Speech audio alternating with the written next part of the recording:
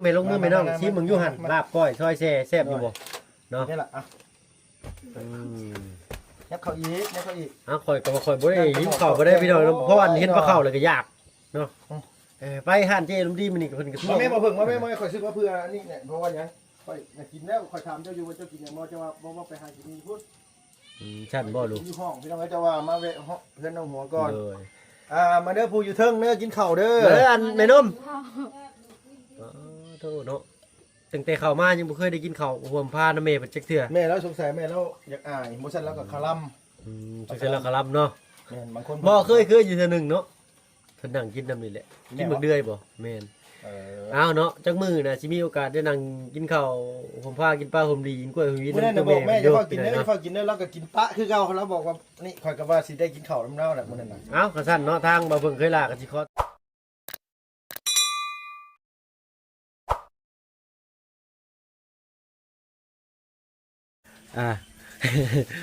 ต่างกันแบบว่า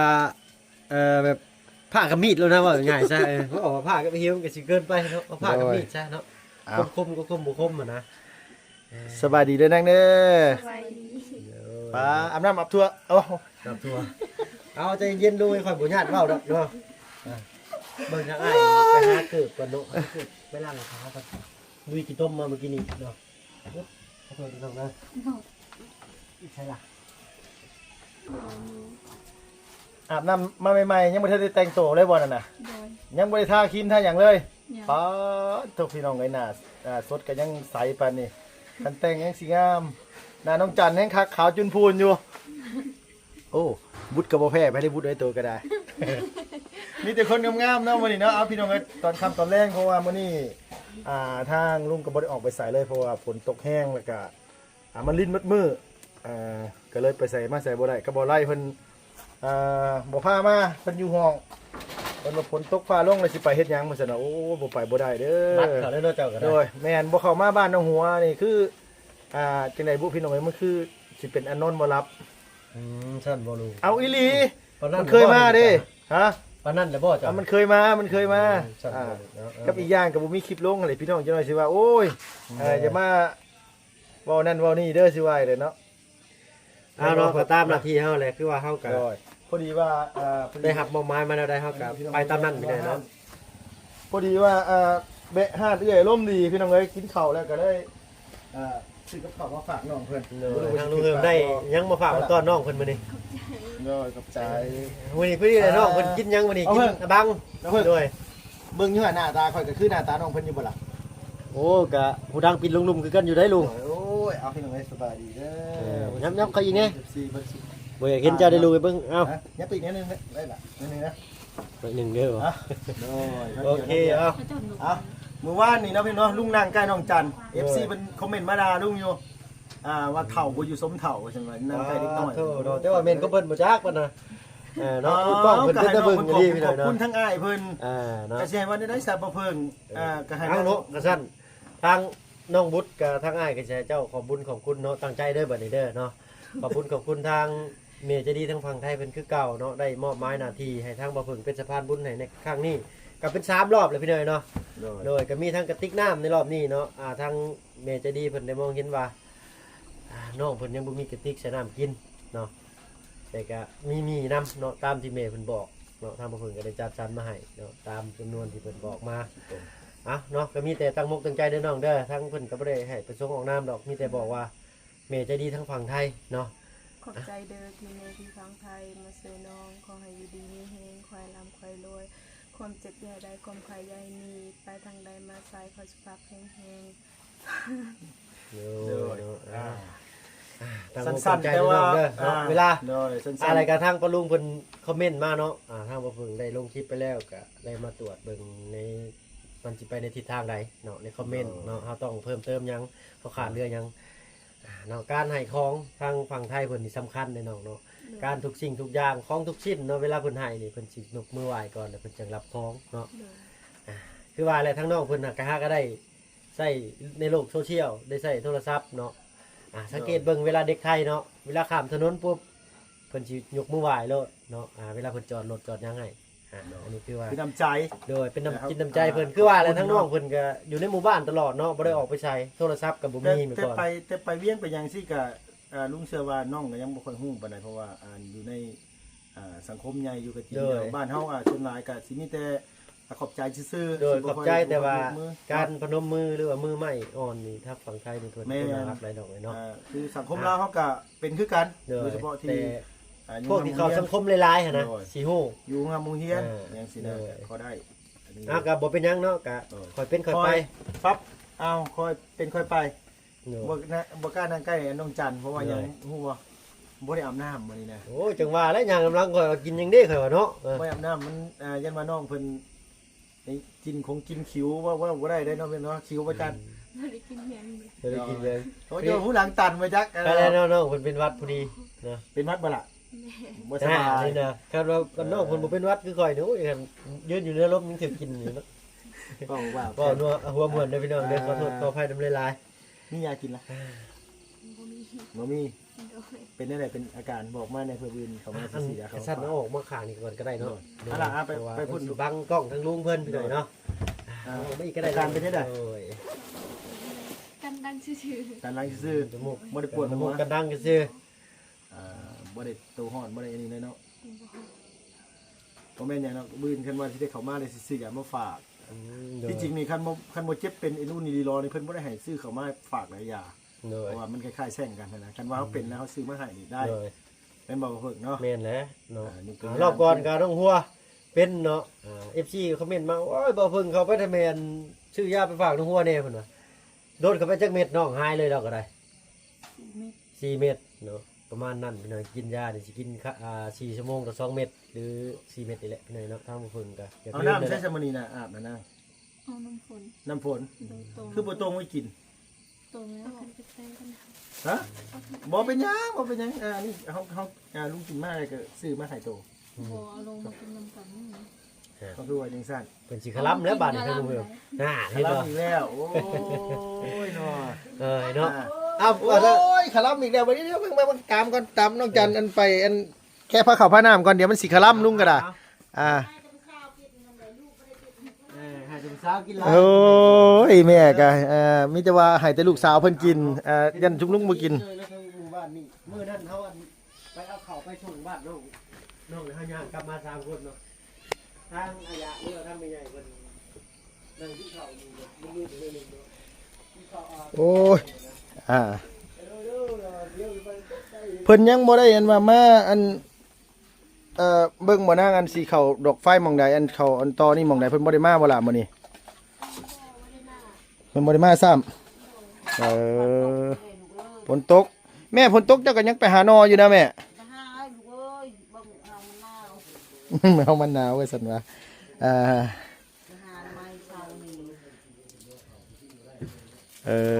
แม่ไปหาแต่มื้อเช้าพุ่นนะได้หลายอยู่บ่ล่ะแม่ เด้ทำไมอ่ะอันยังกูใช้อันอื่นแกงอีก เอาอันว่ามักบวบมักอื้อ แม่แกงอีกเขาลูกมาเลย น้องแมวก็ห้องตลอดจันเมื่อคืนในฝันหยังอยู่บ่นะ บ่ได้ฟันยัง เอาแล้วว่าสินึกว่าฝันดีเพราะจะได้ซื้อเลขแล้วนี่นะเลขออกแล้วมื้อนี้น่ะ บ่ได้ฟันยังรักสนิทเลย รับสนิทเลย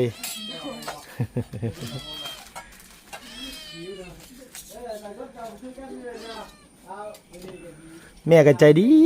พี่น้องเอ้ยผู้ใดได้เป็นเคยเฮือนนี่คือสิภูมิใจไม่เท่าดีคักดีแน่ย่านแต่อันว่าฮะ ว่าลูกเป็นแต่บายมือแล้วถึงยังไง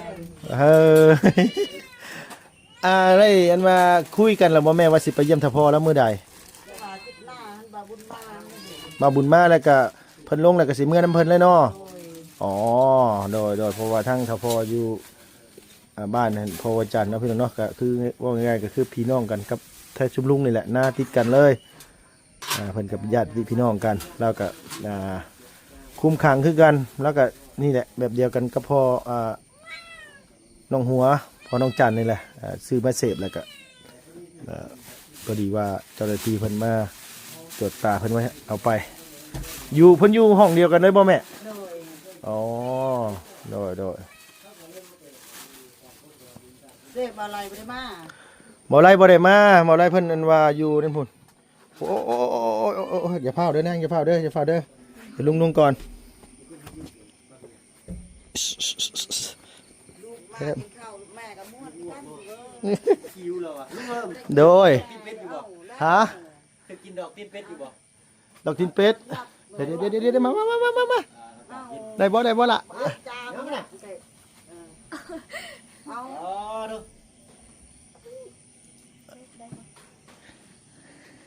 เอามาลุงมาเช็ดกินตรงช่องอยู่บัดนี้แล้วกันบัดนี้ พาเขาอย่าพา อ๋อตุ๊กแกงหน่อไม้ เบิ่งมา สั่น มือละมือสั่น สั่นเป็นนักได้ มันหนักดังโอ้ยพี่น้องเอ้ยเนาะได้ลาบได้กับแกงนอต้มน้ำกินน้ำกันเลยนางไผนอนอยู่เทิงน่ะ สเตย์ สเต้เป็น เต เมื่อ ย์บ่พอดจะเรา มาเด้อกินข้าวเด้อ ให้ลุงเริ่มนั่ง จ้า เข้ามาอีกนิดนึงก็ได้น้องหัวเยี่ยม โดย เข้ามาอีกโดยทั้งน้องอันจันเข้ามาอีกโดย เอาพี่น้องเอ้ยกินได้บ่นางกินได้อยู่บ่ลาบแบบนี้กินได้บ่ เอาแบบซุกบ่เลยเนาะ ได้อยู่เนาะ ข่อย À, น้องเพิ่นมาได้ข่อยก็สิได้น้องเพิ่นได้พี่หน่อยเนาะ เอาไปพอเพิ่งไปเข้าไป บ่เพิ่งตัวกินดิบ ก็กินได้อยู่ก็กินได้บ่หลายนะเนาะ โดย บ่สั่นก็ครัวเอาแบ่งให้ลุงเฮิมลุงเฮิมกินดิบ บ่นะได้อยู่ลุงอ่ะบ่ได้ญาติดอกนางเป็นอันนี้ดอกลุงสิกินแกงนอซื่อ แล้วโอนไป เอาบ่เป็นหยังแม่เอาเลยเนาะ หรือว่าเจ้าสิขัวบ่ ได้สิขัวบ่เอาให้ท่านน้องไปขัวก็แล้วกันพี่หน่อยเนาะ ขัวบ่นางเจ้าซิมึงอยู่ค่ะ จ้ะ มันดิบบ่ เพิ่นบ่กินดิบเพิ่นเลยว่าบ่กล้าชิมนี่แม่นแล้ว แล้ว พี่หน่ ขัว อย ก็ได้ เนาะแต่ว่า อาจารย์ขัวได้นาง แต่เพราะว่าทั้งน้องเพิ่นบ่อยากเสียเวลานะเนาะน้องเพิ่นเกรงใจเลยบ่กล้าเว้าเนาะโอเคเอาทางน้องบุตรสิไปอุ่นบ่ ไปเอาน้ แต่น้ำเนาะไม่ง่ายอยู่น้ำข้ออันให้ทั้งลุงเหือบปลดไม่ให้ลุงเหือบเนาะโอเคโดยมันใกล้เลยจะมันตัดแล้วมันสิตัดไปเลยนะเนาะ ตัดไปเลยบ่ โดยพอมันก็ของพระราชทานได้นี่ฮะ โอ้ ของทางบำบุญเพิ่นสมบัติเพิ่นได้มอบให้ก็รักษาเป็นอย่างดีเนาะแต่ ว่า ว่า บุญวันป่าบ่ บำบุญสารวันมาเลยเนาะทางน้องจันพี่ช่างก็อันบ่แม่นจันกั้งโกบบ่น้องบ่แม่นบ่ โอ้ย บ่แม่นชาวจันกั้งโกบเนาะโอเคเอาหยอกน้องเพิ่นซื้อเด้อพี่น้องเด้อ โอ้ขัวมาแล้วก็หอมอยู่ได้บ่เพิ่ง โดย เอาแม่นางกินได้ล่ะ ำ เอาลุงนั่ง โดยนั่งน้ำกัน อะไรนั่งนะว่ายากแค่อันลุงเนาะ ตูดเข้าไปนะ เอาให้ผู้ใหญ่จำก่อนนิดหน่อยตามน้ำลัง บ้า หน่อย เดี๋ยว เนาะ ว่าสั้นไหนจักไผน้อยจักไผใหญ่ได้อยู่ในนี่ซ้ำกันเบิดได้ จำเท่เจ้าใหญ่เด้ ใหญ่ก็ใหญ่ตัวโตข่อยนี่แหละเฮ้ยอายุข่อยพร้อมเนาะ โดยเอาเนาะลงมือไหมน้องชี้มึงอยู่หันลาบก้อยซอยแซ่บอยู่บ่เนาะ นี่แหละอ่ะยับเข้าอีกยับเข้าอีก เอาข่อยก็ข่อยบ่ได้ยิ้มเข่าบ่ได้พี่น้องเพราะอันเห็นปลาเข่าเลยก็ยากเนาะไปห้านเจลุมดีมันนี่เพิ่นก็ทั่ว มาแม่มาเพิ่งมาแม่ข่อยซื้อมาเพื่อนี่เนี่ยเพราะว่าหยังข่อยอยากกินแล้วข่อยถามเจ้าอยู่ว่าเจ้ากินหยังบ่เจ้าว่าบ่ไปหากินนี่พูด ชั้นบ่ลูก อยู่ห้องพี่น้องเจ้าว่ามาเวะเพื่อนน้องหัวก่อน เลย มาเด้อผู้อยู่เทิงเด้อกินข้าวเด้อ อันแม่นมโธ่เนาะตั้งแต่เข้ามายังบ่เคยได้กินข้าวห่วมผ้านะแม่เพิ่นจักเทื่อ แม่แล้วสงสัยแม่แล้วอยากอายบ่ซั่นแล้วก็คาลัม จักเทื่อแล้วคลำเนาะ แม่นบางคน บ่เคยอยู่เทื่อนึงเนาะเพิ่นนั่งกินน้ำนี่แหละกินมื้อเดือยบ่แม่นอ้าวเนาะจักมื้อน่ะสิมีโอกาสได้นั่งกินข้าวห่มผ้ากินปลาห่มดีกินกล้วยห่มวี มื้อนั้น ตั น่ะ ว บอกแม่ อ จะ ยู่ พากินเด้อพากินเด้อแล้วก็กินปะคือเก่าแล้วบอกว่านี่ข่อยก็ว่าสิได้กินข้าวน้ำเน่าแหละมื้อนั้นน่ะ อ้าวกระสั่นเนาะทางบ่าวเพิ่งเคยลาก็สิขอตัวลาลงแล้วพี่น้อยเนาะพบพ่อคลิปหน้าเด้อพี่น้องเด้อขออนุญาตกินข้าวคำใหญ่ๆก่อนบัดนี้เนาะโดยอ้าวลาแล้วพี่น้อยเนาะไปเบิ่งสุขคนโดยเนาะ ข่อยหาหมองเสียนตั้งคักๆก่อน เขามาชมช่อง YouTube บ่าวเพิ่งเคยลาคือเก่าเนาะ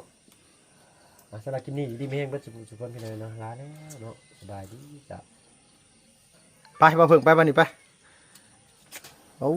ยหน้าผู้สาวอย่างคือว่าขาวงามแท้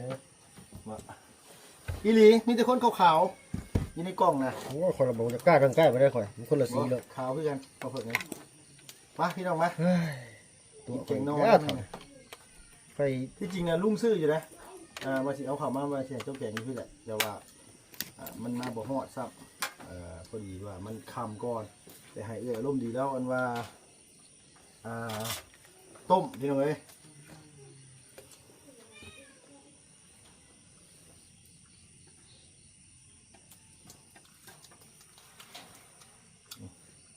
เอาไม่มาเพิ่งไหมแกงโนนี่ใส่หมกทั่วน้ำหมดนะ หมอบ้านเดี๋ยวขออนุญาตนั่งจักบาทก่อนเอาได้บ่ได้เกรงใจเลยนะบัดโอ้มากระทินเนาะคอยมากเลยคอยมากระทินนี่ บ้านน้องเพิ่นแกงโนไม่ ถ้า นี่ เรายอมใจมาผ่าน มาเดี๋ยวนะ โอ้ไปใส่ถั่วเนาะเบิ่งครั้งแรก คล้ายๆออมปลาคล้ายๆออมปลาดุกน่ะเป็นเฉพาะอีตูเขาจะให้บ้านเจ้านี่คือชนลายนี่เขาเจ้าเฉพาะอีตูไปนะบ่ได้ใส่ผักกระแยงเนาะผักกระแยงบ่ค่อยใส่มันหมดน่ะ บ่มี อ๋อมันบ่มีเพิ่นก็เลยต้องใส่ผักกระแยงแล้วคือบ่มาปลูกไว้ล่ะเนาะ ว่าแล้วน้องก็บ่ได้ไปใส่ บางคนเขาก็มักเขาก็ใส่ มีบ่ครับ ตัวชนลายเขาเจ้าว่าอยู่ที่เนี่ยมันคิ้วเขาเจ้าบ่มักเขาเจ้าบ่ค่อยกินเจ้าว่ามันคิ้วแต่บ้านเฮาเนี่ยใช้ต้มกบเนาะเพิ่นเนาะ ก็ไปแล้วเนาะเมื่อบ้านลุงเนาะคันได้กบได้เกียรติช่วงนี้เนาะอ้อมสุกินเด้อ โดย ถ้าได้เดี๋ยวสิเอาไปให้เพื่อนเด้อ อยู่เฮือนข่อยกับที่เขาเจ้าบ่อยากข่อยอ้อมบางเทื่อข่อยเดียวหาเจ้าบ่พ่อ เงินบ่ แม่นอีหลีเจ้าชนลายเจ้าสิบ่ค่อยอยู่ข่อยอ้อมอยู่ข่อยอ้อมตลอดแหละเห็นว่าหน้าตาอ้วนสิไงคือข้าวแซ่บเด้อสิบอกเด้ออาจารย์เนาะลุงให้แซ่บอยู่กับข้าว แซ่บ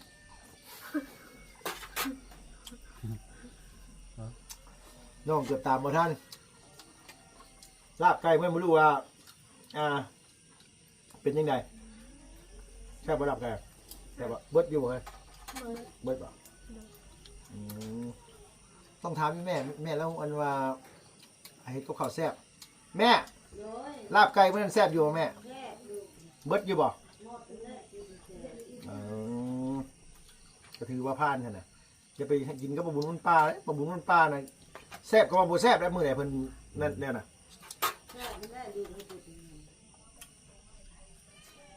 เขาเจ้าว่าลาบอ้นนี่ลาบเลือดได้แล้วนะลาบอ้น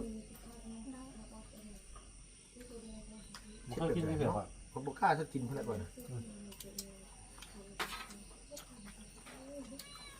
มันคือตัวหมูนี่ล่ะ แซ่บเลย ฮะ แซ่บบ่ ค เนาะ รับผม แซ่บเลยนะ บ่เคยกินตั้งแต่อ้นนี่ เดี๋ยวมื้อหน้าเพิ่นมาขายเพิ่นจะเห็นมาขายซื้อไว้นี่เด้อต่อเอาตัวชื่อมันสิได้ถึกกว่าสมลุงซื้อแท้เดี๋ยวลุงจะเอาเงินให้ซื้อเท่านี่แหละมาเฮ็ดชูกันกินเขาก็อยากกินของมึงนี่นะลาบแบบลาบซุปนี่นะแบบลาบนี่ มาอีกแล้วนี่ แซ่บทางเราได้เห็ดลาบอ่อนนะ ตัวอ้นใช่ไหม แต่มีแต่เห็ดลาบนั่นได้แต่ ลาบดิบนะแม่นบ่น่ะ ลาบ เพิ่นคั่วได้ครับ เพิ่นก็สิเชือดเอาแน่ข่อยว่าเมื่อเพิ่นเอามาขายถูกบ้าไงนึงตัวสำแข็งนี่ นี่เห็นบ่ แน่เพิ่นจะขาย200,000 บ่ 200,000แต่ว่ามันท่องไม่ค่อยบ่เอาหัวเอานี่ให้ดู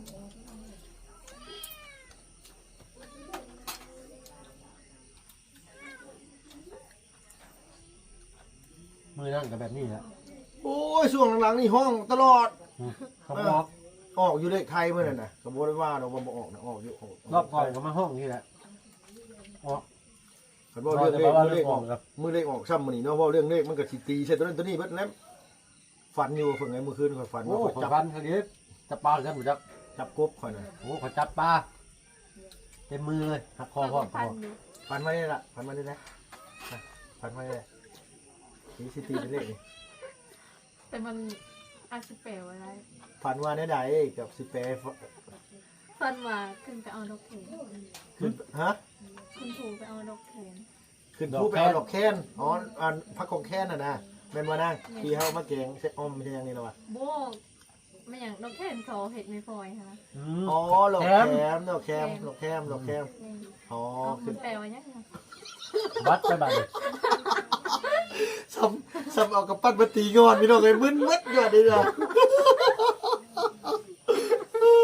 บ่ได้เกี่ยวกับเนี่ย ไม่ได้เกี่ยวเลขเลยว่ะ บ่ได้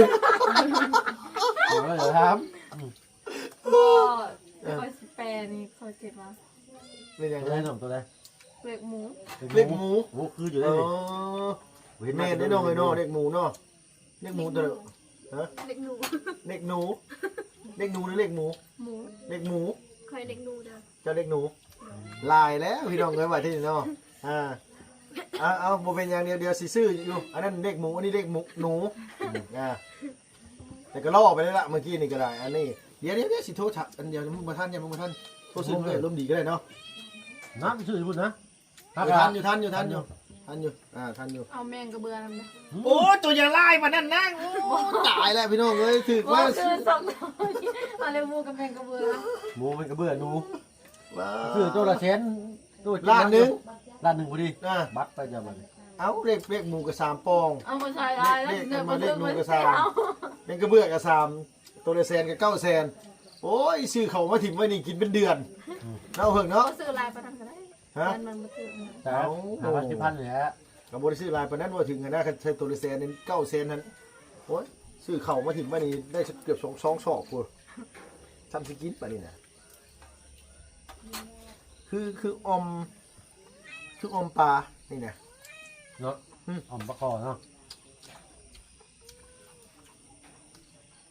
แล้วทั้งนี้มันเคยเห็นเป็นค้าพวกปลาคอเนาะ มันบ่ค่อยมีคือบ้านเขาคือบ้านเขามีหลายบ่ค่อยมีทางนี้นะตอนนั้น มีวะ บ่ค่อยมีเนาะแต่ว่าคันมีปลาเนี่ย มันเสียหัวประคอง จะบ บ่ อก ปลานี่แซ่บกว่าปลา จะบอกเคยกินปลา ปลา คอ เครื่อง ป่ะ ไหมนางบ้านตัวกินนี่บ่ปลาเครื่อง ประคอง บ้านตัวเคยกินบ่ปลาเครื่องปลาตัวแดงๆเนี่ย เสือใหญ่ ปลาครึ่งคือปลากดใหญ่นี่นะ คือปลากดใหญ่มันน่ะ แต่มันสีด ประคองเสือใหญ่ใช่ปะส้มเสือเสือกล้วย ปลาเครื่องเอ้าที่ว่าอยู่น้ำเซ่นี่ที่มันถึกนั่นดีๆอันมันหางแดงๆหั่นเด้ อันโตที่บ่มีเจ็ดคือปลาดุกฮะแต่มันตัวใหญ่ฮะบางบ้านเขาเจ้าก็บ่ได้กินมันยังดวงเขาเจ้าบ่กินฮะแม่นบ่ วันนี้มันก็เป็นมะเขือไม่กิน อ่าพอเขาเจ้าถือ ที่ เลย เขาคาลัม เขาเจ้าถือผีแล้วนะเนาะถือมันคลำเลย ถ้าว่าได้กินนั่นมันเผียวไปเลย อ่าแม่นคือ เพื่อนน้าสาวลงลูกน้าสาวน้องก็คือกันเคยเลย คือมันคลำนะ ำเป็นอะไรนี่ เอาไว้ว่า แบบเขาเอิญซื้อกับบ่ได้ แม่น แต่คนเราเขากินหมดทุกคนเลย คนลาวเขากินเขาบ่ได้นี่ในคนลาวเขาแห้งมากมีแต่คนชนชาตินี่แหละคนชนเผ่านี่อยู่บ้านแก่หนวงเขาเจ้าบ่กินจักคนเลยพอน้องปูนาน่ะตอนนั้นเราเอาไล่ตัวซ้ำคายเนาะเราบ่กิน ถ้าว่าไปซ่อนไปยังมัน มันถือแม่นเพิ่นก็ปล่อย เขาได้ปล่อยซื้อบ่เอิญซื้อไหม ปล่อยแล้วก็มีแต่ว่าปลานั้นปลานี่ถือบ่เอิ้นซื้อปลา แต่ว่าสิให้หมูกะหาหัวเอาเลย คือสมมุติว่ามันถือแฮเขามาถือแฮกับเจ้ากระถิ่มแฮเลยเนาะนางเนาะให้คนอื่นไปเอาอย่างนี้บ่กับเจ้างุ้มเห็นน่ะเขาเจ้ามันถือมันถือแฮแล้วกับเจ้าคือเจ้าถือนี่ก็มาบอกคอยก็ต้องไปงุ้มเอานะกับเจ้าถือกินบ่ได้จับบ่ได้บาดบ่ได้ เอิญซื้อก็ ซื้อบ่ได้บ่นะ บ่ได้ ในยินแต่น้องปูนาเราเป็นคนสอนสุฟังพอน้องปูนาเราก็สุฟังนะบอกว่ากับเจ้าถือกันบ้านกิ้งหลวงกับเจ้าถือกันแทบจะเบิดบ้านเลย รักกับหูเลยนี่ บ้านเฮานี่โอ้ยเนาะ ของดีนะ จุ่มอย่างจุ่มจีนเนาะโอ้ยแซ่บ จุ่มปลาเครื่องนี่ จุ่มปลาเคิง มันถือนี่มันเกี่ยวกับยังไงเนาะ เพื่อนน้องก็บ่ได้กิน เพื่อนเจ้าก็ไม่ได้กินบ่เพิ่นถือว่าบ่รู้แหละมันเกี่ยวกับน้ำกับในเห็นนะมันเกี่ยวกับน้ำกับหยังสินะเป็นบ่ได้กิน แต่ว่าเฮาน่ะบ่เป็นหยังคือแบบว่าคือคนลาวน่ะบ่ได้เป็นหยังคือคล้ายๆบ้านเฮาเพิ่นถือทำเพิ่นเขาทำเพิ่นบ่กินม้าอะไรบ่กินงูได้บ่เพิ่นคือว่าวันศีลมันพระแล้วก็จะไปร่วมกันเด้นั่นแหละนั่นน่ะเนาะ คือทำเหมือนเขาพันที่ตู้เหมือนบ่ บ่แล้วถือพระเยซูกับศาสนาคริสต์นั่นแหละผมว่าแล้วตัวเฮือนน้องว่าบ่ได้กิน โดยเขาอื่นใช่เนาะ บ่ได้อื่นซะบ่เรื่องเด็กพุ่นนะน้หัวนะ บ่ เลขยังก็หัวเลขยังก็ เด็กเขาวังก็ เลขยัง แมงกระเบือกับหมู เนาะว่าเลขมี100ปองมันก็หายไปเลย6ปองแหละน้องจันบอกอีกกันว่า หนู หนูเป็น9ปองมันจะบอกเลข3ปองพร้อมได้บัดนี่พอเฮงกันซื้อเบิดหั่นตัวละ50นี่ก็ล่อไป4,500ได้แล้วหั่น บอกไปซื้ออยากซื้อ โอ้คำบ่ซื้อสมมุติมันออกสมมุติว่ามันออกก็เสียดายอีกแหละ ยันบ่ถึก บ่เป็นหยังบ่ถือก็ได้ซื้อตัว5,000 10,000เลยบ่ซื้อหลายกินไหมนะกินแล้วก็มาได้เฮากินแล้วก็มาอันนี้กินแต่ว่าแกงหน่อไม้แซ่บน้ำมันดูบ่แซ่บเอียนต้องกินอยู่ว่าเอียนกินเอียนอยู่ เย็นบ้านเจ้าบ่มีอยู่จ้ะ ม นี่เอียนบ่ได้กินบ่เฮาก็บ่ได้กินเอียนก็บ่ได้กินบ่กินหลายอย่างอยู่กระปูหน้าเฮายังบ่ได้กินเลยหอยจูบก็บ่ได้กิน ว่าตัวเองมันขาด คอยฮักเคยได้กินไปกินอยู่ศรีสะเกษเย็นนี่2 ครั้ง แต่ว่าให้เฮา 3 ครั้งตั้งแต่เกิดได้ มันอยู่ที่คนทุกคนเฮ็ดแต่เฮาเฮ็ดงานร้านอาหารป่าอยู่ไทยน่ะเฮาฮู้วิธีเฮ็ดแล้วมันก็บ่ข้าว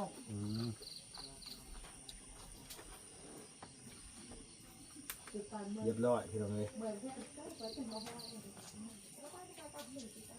สอนแต่ทำแม่แล้วเนี่ยเพื่อนว่าดีเนาะเพิ่งเนาะไปนุ่มน้อมรับไปดีเลยพี่น้องเลยมากันทำกันขึ้นกันหาให้กินข้าวทั้งที่กินมาแล้วเราเพิ่งเคยลาได้เพิ่นบ่ทันได้กินเพิ่นไปบ่ทันเมื่อกี้นี่เพื่อสิเมื่อกินอยู่ห้องได้กินนี่ก็แล้วนะมันเนาะ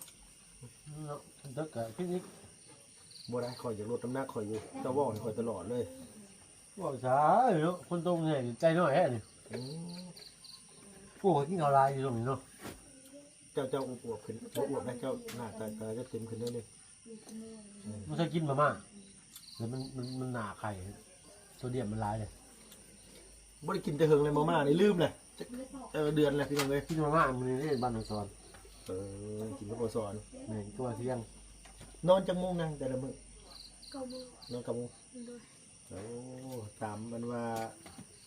นักวิชาการบอกได้เนาะเฮิงเนาะนอนกับมุงตื่นตี 4เนาะ